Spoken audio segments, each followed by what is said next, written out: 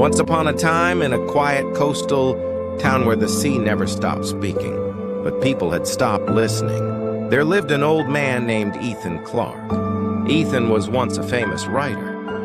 His words once inspired the world, but now he lived alone in a small, broken house near the ocean, forgotten by time. He had one son, Daniel Clark, a successful businessman living a fast life filled with meetings, money, and endless work. But in all his success, he slowly forgot the person who once gave him everything, his father. Every time Ethan called, Daniel would say, "Dad, I'm busy. I'll call you later."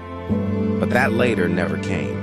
Days turned into years, and silence became Ethan's only companion. He would sit by the window every evening, waiting for a call that never arrived. One night during a violent storm, Ethan called Daniel again. With a shaking voice, he said, "I don't feel well. I think I don't have much time left." Daniel replied coldly, "Dad, stop this drama. I'm in a meeting," and hung up. That night, something inside Ethan broke forever. He opened an old typewriter and started writing. Not stories for the world, but messages for a son who was never present.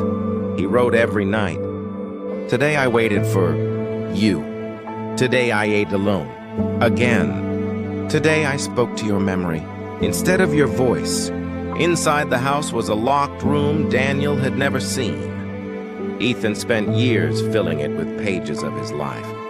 Every day marked by absence. Every memory filled with waiting. Years later, Ethan became seriously ill.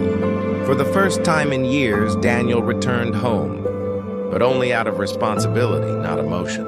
Ethan lay weak on his bed and whispered, "I wrote something for you, but you can only read it after I'm gone." Soon after, Ethan passed away quietly. After the funeral, Daniel was given a key. He opened the locked room and froze. Thousands of pages covered the room. Every page told the same truth. A father waiting, and a son who never came. One page read, "Day 112, he didn't come."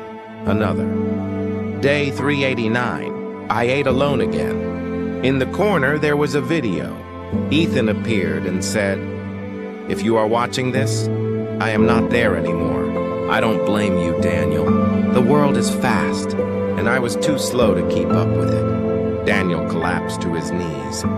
For the first time he cried, not as a businessman, but as a son who realized too late what he had lost. Days later, he stood by the sea his father used to watch and whispered, "You never asked for time. You only asked to exist in mine." And for the first time, he truly understood. Some love doesn't leave. It just waits to be noticed too late.